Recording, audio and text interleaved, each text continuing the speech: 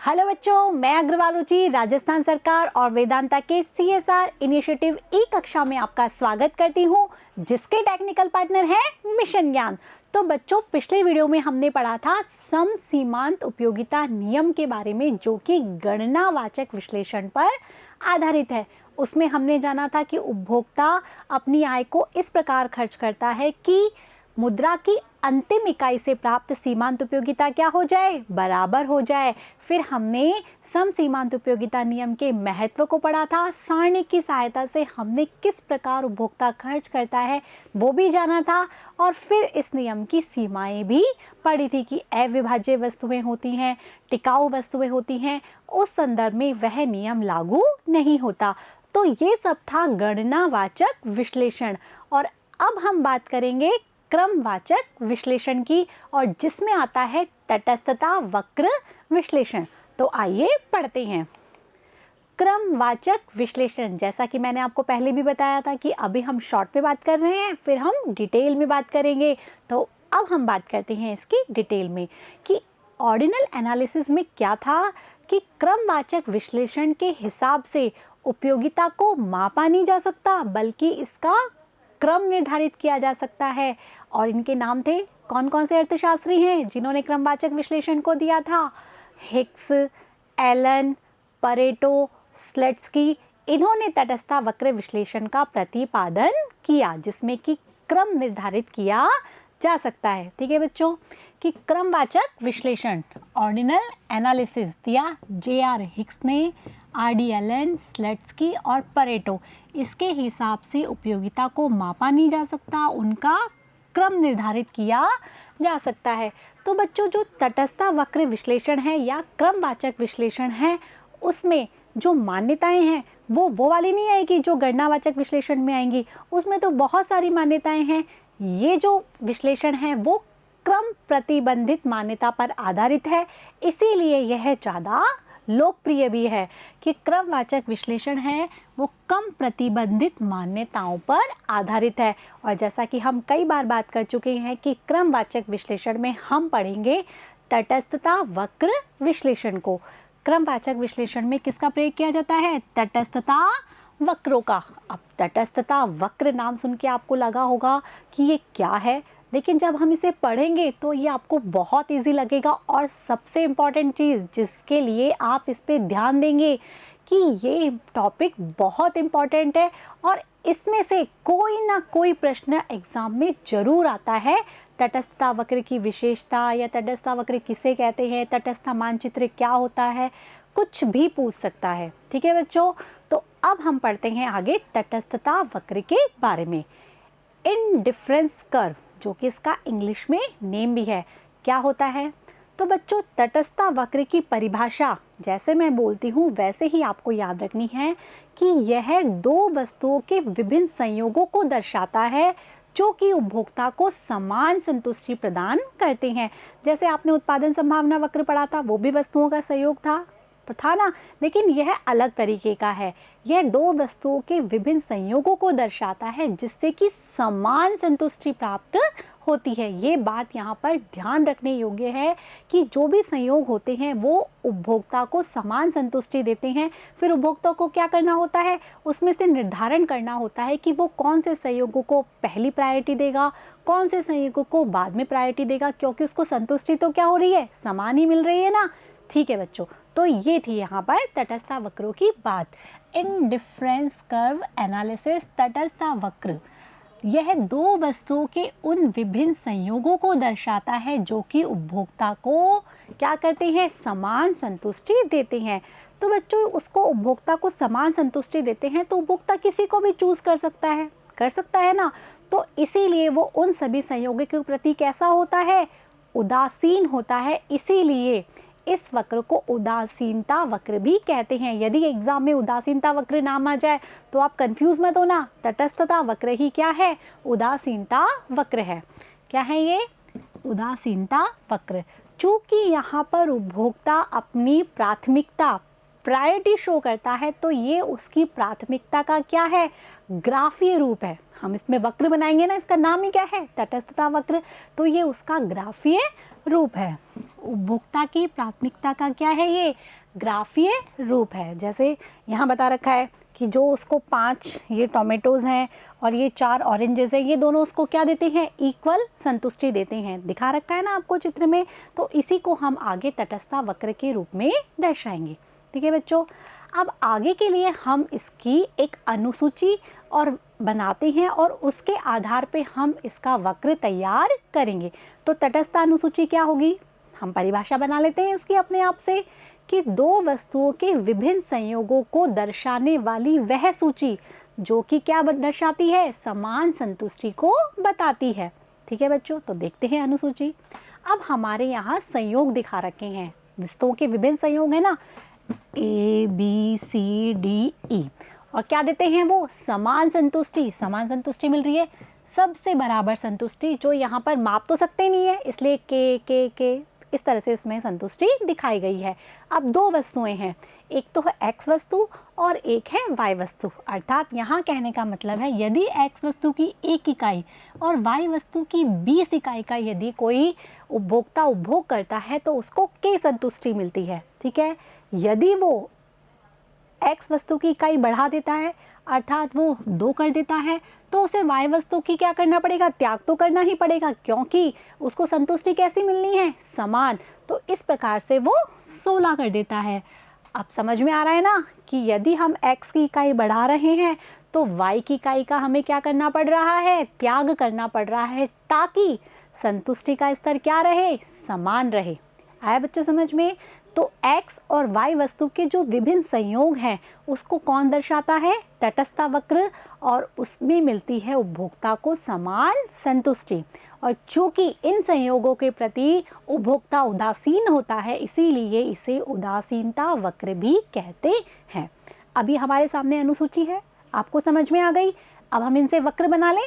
ठीक है, तो ये है हमारा तटस्थता वक्र IC। ठीक है, यहाँ पर हम दर्शा रहे हैं x वस्तु और यहाँ है y। यहाँ x वस्तु लिख सकते हैं हम और यहाँ पर है y वस्तु। ठीक है बच्चों, तो हमें अब x वस्तु की इकाई दिखानी है कि 1 3 4 और 5। ठीक है, और y वस्तु की हमें यहाँ दिखानी है 20 है, तो हम 5-5 का गैप ले लेते हैं, 5 10 15 और 20। तो ये जो विभिन्न संयोगों हैं उनको यदि हम दिखाएंगे, जैसे कि a की 1 है तो y की कितनी है, 20। ठीक है, a की कितनी है, x की कितनी है, 2, तो इसकी कितनी है, 16। ठीक है, इस तरीके से हम इसको दिखा देंगे, बाकी को भी हम इस तरीके से शो कर देंगे। ठीक है, तो ये बन जाएगा हमारे A B C D और E संयोग। आप इसको अच्छे से बना लीजिएगा, एक एक करके पॉइंट आउट करके, और विभिन्न संयोगों को दर्शाएंगे हम कि A B C। तो ये जो A B C D E बने हैं, जो हम इनको मिलाने वाला जो वक्र है वही क्या कहलाता है, तटस्थता वक्र, जिससे कि उपभोक्ता को समान संतुष्टि मिलती है। आगे बच्चों समझ में। तो ये होता है तटस्थता अनुसूची और ये होती है तटस्थता वक्र। ठीक है, अब आगे के लिए हम देखते हैं तटस्थता वक्र विश्लेषण की मान्यताएं, कि क्या मान्यताएं होती हैं। तो पहली मान्यताएं तो फिक्स है कि उपभोक्ता क्या होता है, विवेकशील होता है, जो कि अपनी आय में से अपनी संतुष्टि को अधिकतम करना चाहता है। दूसरी मान्यता है कि उपयोगिता को मापा नहीं जा सकता, बल्कि उसका क्रम निर्धारित किया जा सकता है। जो चीज़ उपभोक्ता को अधिक पसंद होती है वह उसको पहला क्रम, फिर दूसरा क्रम, फिर तीसरा क्रम, इस प्रकार से वो अपना क्रम देता है। ठीक है, कि विवेकशीलता है और क्रमवाचक उपयोगिता है। जो उपयोगिता है वो उपभोग की गई मात्रा पर निर्भर करती है। बात तो हम पहले भी कर चुके हैं कि वो उपभोग की कई मात्राएं होती है, Q1 Q2 Q3। तो जो U है अर्थात उपयोगिता है वो इनकी मात्रा पर निर्भर करती है, कि कुल उपयोगिता उपभोग की गई मात्रा पर निर्भर करती है। इस तरीके से u is the function of q1 q2 और डैश डैश qn। ये हम पहले भी बात कर चुके हैं, इसलिए ज़्यादा समझाने की मुझे नहीं लगता आपको आवश्यकता है। फिर भी आप देख लीजिए कि कुल उपयोगिता है वो जो हम भी एक वस्तु, दो वस्तु या और भी वस्तुओं का उपभोग कर रहे हैं उसकी मात्रा पर निर्भर करती है। इसके बाद जो है वो है प्रतिस्थापन की सीमांत दर जो है वो घटती हुई होती है। अब आप बोलेंगे प्रतिस्थापन की सीमांत दर क्या हो गई, तो इसके बारे में हम बाद में जानेंगे, अभी हम केवल मान्यता देख रहे हैं। तो मान्यताओं में पढ़ेंगे कि प्रतिस्थापन की सीमांत दर कैसी होती है, घटती हुई होती है। इसीलिए जो तटस्थ वक्र जो कि हमने अभी बनाया था वो कैसा होता है, मूल बिंदु के प्रति उन्नत दर होता है, अर्थात कॉन्वेक्स होता है। कैसा होता है, कॉन्वेक्स। अभी हमने आपको पढ़ाया था लास्ट लेसन में उत्पादन संभावना वक्र पढ़ाया था ना, हमने उसमें पढ़ाया था कि उत्पादन संभावना वक्र अर्थात पीपीसी कैसा होता है, नतोदर, कॉनकेव। आपको याद रहने चाहिए, ये जो इनके साइज है, जो इनका शेप है वो आपको याद रहना चाहिए कि कॉनकेव होता है क्या, उत्पादन संभावना वक्र। और हम यहाँ बात कर रहे हैं इंडिफरेंस कर्व अर्थात तटस्थ वक्र की, तो वो कैसा होता है, उन्नतोदर। कैसा होता है, उन्नतोदर, अर्थात मूल बिंदु के प्रति उन्नत दर, अर्थात जो प्रतिस्थापन की सीमांत दर होती है घटती हुई। हमने उसमें देखा था कि जो दर थी, हमने पढ़ा था ना उत्पादन संभावना वक्र में, वो कैसी थी, बढ़ती हुई थी, इसीलिए वो कैसा था, नतोदर। यहाँ कैसी है प्रतिस्थापन की सीमांत दर, घटती हुई है, इसीलिए ये होता है उन्नत दर। तो बच्चों आप कंफ्यूज नहीं होंगे, तो ये होता है उन्नतर ढाल का, क्योंकि प्रतिस्थापन की सीमांत दर घटती हुई होती है, जिसके बारे में हम अभी पढ़ेंगे। ठीक है बच्चों। अब इसकी जो पांचवी मान्यता है वो है संगति युक्त। अब ये क्या होता है, तो बच्चों क्या होता है, जैसे कि उपभोक्ता यदि ए को अधिक पसंद करता है बी से, हम लिख सकते हैं कि ए को अधिक पसंद करता है बी से और बी को अधिक पसंद करता है वो सी से। ऐसा बोला जाता है कि मुझे यदि केला पसंद है किससे, सेब से, ठीक है, और मुझे सेब पसंद है किससे, संतरे से। कुछ आ रहा है समझ में? तो ये डेफिनेटली होगा कि उपभोक्ता ए को अधिक पसंद करेगा किससे, सी से। ये संगति युक्त होती है, जो कि मानव का क्या होता है, व्यवहार होता है। और ये यहाँ पर मान्यता भी होती है कि यदि उपभोक्ता ए को बी से अधिक पसंद करता है, बी को सी से अधिक पसंद करता है, तो वो डेफिनेटली ए को सी से भी अधिक पसंद करेगा। ठीक है बच्चों। तो ये है इसकी पांचवी मान्यता कि ए को बी की तुलना में पसंद, तो बी को भी सी की तुलना में पसंद, तो ए को सी की तुलना में पसंद। यहाँ जैसे डायग्राम के द्वारा भी दिखाया गया है कि केले से अधिक पसंद क्या है, आम, आम से अधिक पसंद क्या है, सेब, तो डेफिनेटली क्या होगा, केले से अधिक पसंद क्या होगा, सेब। ठीक है बच्चों। अब हम आगे की तरफ बढ़ते हैं, तटस्थता मानचित्र। अब आप सोचेंगे इसमें ये ज्योग्राफी का मानचित्र कैसे आ गया। क्या मानचित्र में हम क्या करते हैं, रेखाएं तो खींचते हैं, तो वही रेखाएं हमें इसमें खींचनी है। तो क्या होता है, जब एक से अधिक तटस्था वक्र को हम एक चित्र में दिखाते हैं, समझ में आ रहा है, एक से अधिक तटस्था वक्र को हम एक ही चित्र में दिखाते हैं, तो उसे बोलते हैं तटस्थता मानचित्र। चूंकि एक तटस्था वक्र एक संतुष्टि के स्तर को बताता है, एक स्पेशल संतुष्टि के स्तर को बताता है, तो विभिन्न जो तटस्था वक्र हैं वो अलग अलग संतुष्टि के स्तर को बताते हैं। और जैसे जैसे हम तटस्था वक्र के ऊंचे ऊंचे तटस्था वक्र पर चलते जाएंगे तो संतुष्टि का स्तर बढ़ता जाएगा। तो उपभोक्ता क्या करना चाहेगा, सबसे ऊंचे तटस्था वक्र पर जाना चाहेगा ना, तो उपभोक्ता अधिकतर ऊंचे तटस्था वक्र को ही प्राथमिकता देता है। तो आप ये कहेंगे ये तटस्था मानचित्र दिखाने का क्या लॉजिक है, तो जब हम उपभोक्ता का संतुलन पढ़ेंगे तो ये तटस्था मानचित्र ही काम में आते हैं। ठीक है बच्चों। तो तटस्था मानचित्र बना ले हम। अब तो आपको भी आ गया होगा इंडिफरेंस कर्व बनाना, नहीं आया तो आप देख लीजिए कि मैम किस प्रकार से इसको ड्रॉ कर रही हैं। अभी हमने बात की थी कि कैसा होता है, मूल बिंदु के प्रति उन्नत दर, और ये एक क्या बताता है, स्थिर संतुष्टि को, मतलब समान संतुष्टि को बताता है। तो हम यहाँ पर बना लेते हैं 1 2 3 और 4। अच्छे लग रहे हैं ना। 4 क्या बना लिए हमने, इंडिफरेंस कर्व, और इनका नाम दे दिया IC1, IC2 और IC3 और IC4। ठीक है बच्चों, कि एक ही चित्र में एक से अधिक तटस्था वक्र को दिखाना क्या कहलाता है? तटस्था मानचित्र। हमने यहाँ 4 बना लिए तटस्था वक्र। ठीक है, अब हमने बात की कि ऊंचा तटस्था वक्र अधिक संतुष्टि को दिखाता है, अर्थात IC4 से जो संतुष्टि मिलेगी वो क्या मिलेगी? अधिक मिलेगी। किसकी तुलना में? IC3 की तुलना में। और इसी प्रकार से होगा, हम कह सकते हैं IC4 से उसको अधिक संतुष्टि मिलती है IC3 की तुलना में, IC3 से अधिक संतुष्टि मिलती है IC2 की तुलना में, और IC2 से अधिक संतुष्टि मिलती है IC1 की तुलना में, और सबसे अधिक संतुष्टि किससे मिलती है? IC4 से।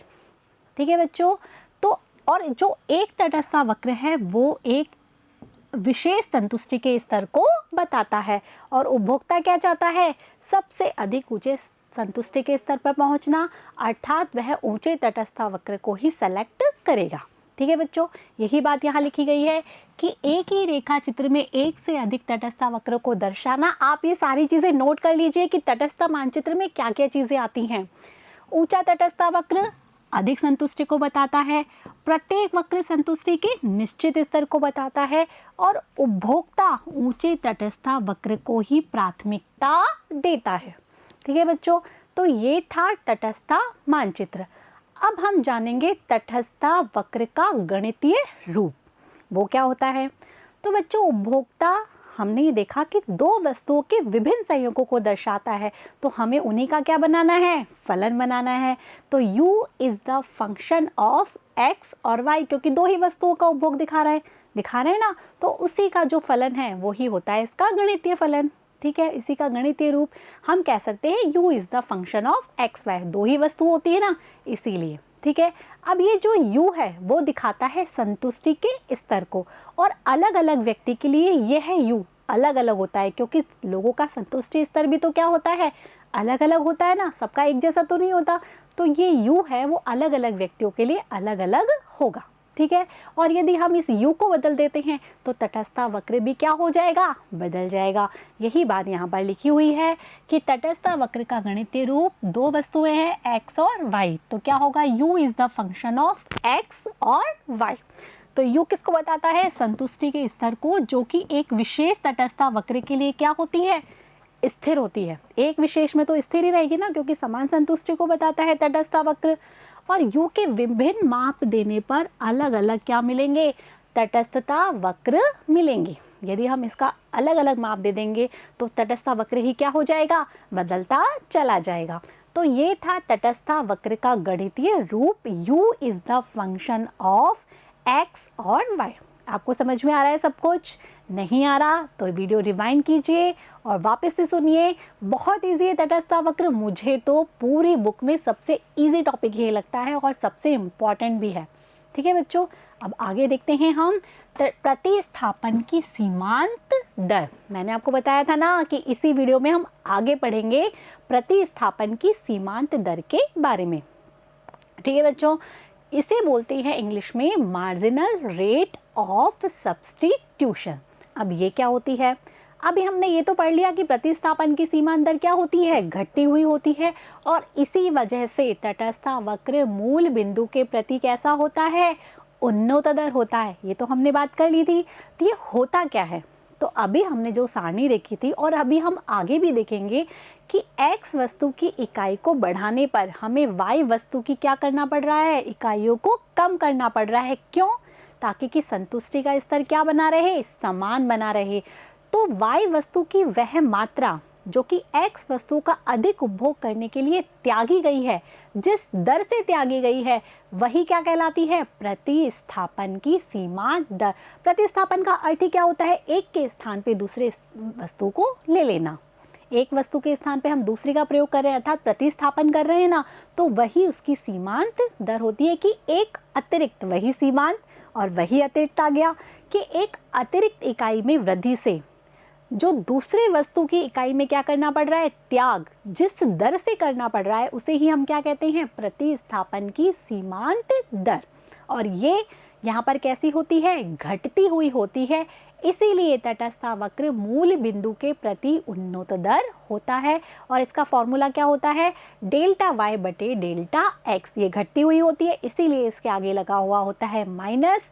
और प्रतिस्थापन की सीमांत दर को हम शॉर्ट में लिखते हैं MRS, marginal rate of substitution. ठीक है बच्चों, अब देख लें एक बार इसको कि एक वस्तु की अतिरिक्त इकाई का उपयोग करने पर दूसरी वस्तु की मात्रा में जिस दर से कमी की जाती है उसे संतुष्टि का स्तर क्या बना रहे, समान। एक में वृद्धि और दूसरी में कमी, जिस दर से, वही क्या है, प्रतिस्थापन की सीमांत दर। ऐसे याद रखो ना आप कि एक में वृद्धि करने से दूसरी में क्या करनी होती है, कमी, जिस दर से, वही क्या है, प्रतिस्थापन की सीमांत दर। और यह तटस्थ वक्र के क्या बताती है, ढाल को। ये भी आपको ध्यान रखना है कि हम जो तटस्थ वक्र बनाते हैं, ये बनाते हैं हम तटस्थ वक्र, इसका जो ढाल है वो होता है MRS। चूंकि क्या होता है, ये घटती हुई होती है, इसलिए इसका ढाल कैसा होता है, उन्नतोदर होता है। याद रहेगा ना। तो ये MRS की वजह से ही ये क्या होती है, उन्नतोदर होती है। यहाँ है X वस्तु और यहाँ है Y वस्तु। तो हमने क्या किया, डेल्टा X में मात्रा बढ़ाने के लिए डेल्टा Y का क्या किया, त्याग। तो यही इसका क्या होता है, सूत्र। डेल्टा यानी परिवर्तन होता है ना, हम बात कर चुके हैं। तो वो यही ये दिखाया है कि MRX, marginal rate of substitution, XY, ये लिखना ना भूले, XY अर्थात X की Y के लिए, ये याद रखना, X की Y के लिए। ठीक है, प्रतिस्थापन की सीमांत दर डेल्टा Y बटा डेल्टा X। एक और चीज़ है, यदि हम इसको YX लिखेंगे अर्थात Y की X के लिए, तो ये फॉर्मूला ही उल्टा हो जाएगा। तब फॉर्मूला क्या हो जाएगा, डेल्टा X बटे डेल्टा Y माइनस में। तो हम तो यही याद रखते हैं कि MRS XY बराबर डेल्टा Y बटे में डेल्टा X, और वो भी कैसा, माइनस में। X की Y के लिए प्रतिस्थापन की सीमांत दर अर्थात X की एक अतिरिक्त इकाई प्राप्त करने के लिए Y की मात्रा का त्याग करना पड़ता है, और जिस दर से करना पड़ता है वही कहलाती है प्रतिस्थापन की सीमांत दर। ठीक है बच्चों, और हम बात कर चुके हैं कि यह कैसे होती है, घटती हुई होती है, इसीलिए तटस्थ वक्र का ढाल उन्नतोदर होता है। ये बात बार बार इसीलिए कही जा रही है क्योंकि ये बहुत इम्पॉर्टेंट चीज़ है, नोट हो जाएगी और आप याद भी कर लेंगे। ठीक है बच्चों, अब इसको एक डायग्राम से भी समझ लेते हैं। ठीक है, कि देखो यहाँ हमारे पास 10 तो एप्पल हैं, दिख रहे हैं, और एक ऑरेंज है। ठीक है, अब हमें ऑरेंज की मात्रा 1 बढ़ानी है, तो इसके लिए हमें क्या करना होगा, एप्पल की मात्रा का त्याग करना पड़ेगा। तो हमने यदि इसकी 1 मात्रा बढ़ाई, मतलब 2 मात्रा कर दी, यहाँ 1 थी और यहाँ 10 थी, 2 मात्रा करने पर हमें कितने का त्याग करना पड़ रहा है, 4 का। 4 एप्पल का त्याग करना पड़ रहा है, मतलब एक अतिरिक्त इकाई के लिए हमें 4 एप्पल का त्याग करना पड़ रहा है, ताकि संतुष्टि का स्तर क्या रहे, समान। और अब इसकी एक और इकाई बढ़ाते हैं ऑरेंज की, अर्थात 3 कर देते हैं, तो हमें 2 इकाई का त्याग और करना पड़ रहा है। तो इस प्रकार से प्रतिस्थापन की सीमांत दर अर्थात जो त्याग कर रहे हैं वो घट रही है, नहीं घट रही है।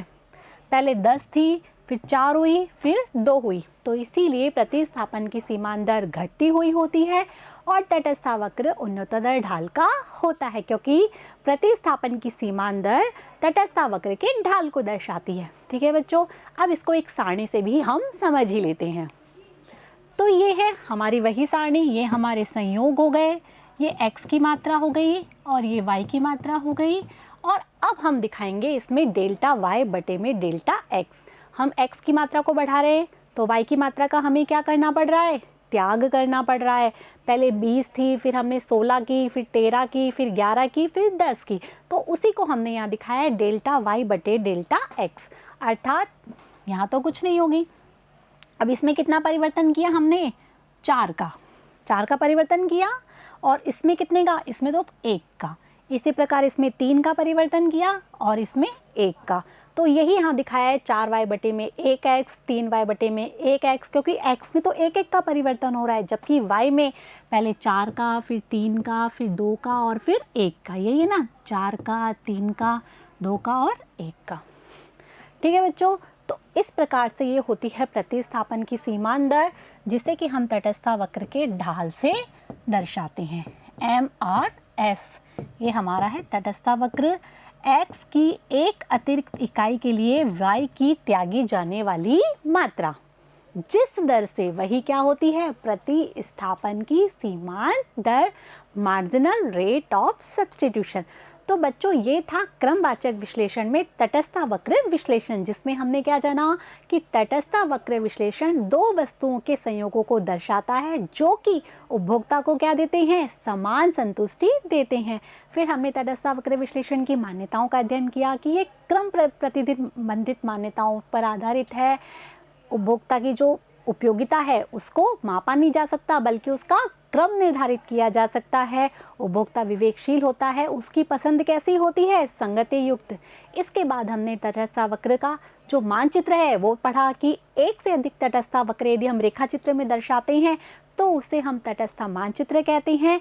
ऊंचा तटस्थ वक्र अधिक संतुष्टि के स्तर को दर्शाता है। इसके बाद हमने की प्रतिस्थापन की सीमांत दर की बात, कि वह दर जिस पर x की एक अधिक मात्रा प्राप्त करने के लिए y की मात्रा त्यागी जाती है, और ये कैसी होती है, घटती हुई। इसीलिए तटस्थ वक्र का ढाल उन्नतोदर होता है। तो ये था बच्चों तटस्थ वक्र के बारे में, इसकी मान्यता, इसका गणितीय रूप। अब हम पढ़ेंगे एक बहुत इंपॉर्टेंट टॉपिक, तटस्थ वक्र की विशेषताएं, जिसे कि हम अगले पार्ट में जानेंगे। तब तक के लिए आप ये सारी चीज़ें नोट कीजिए, इनको याद कीजिए, और हाँ, इन डायग्राम्स का बार बार प्रैक्टिस कीजिए, क्योंकि practice makes a man perfect. याद है ना? तब तक के लिए थैंक यू।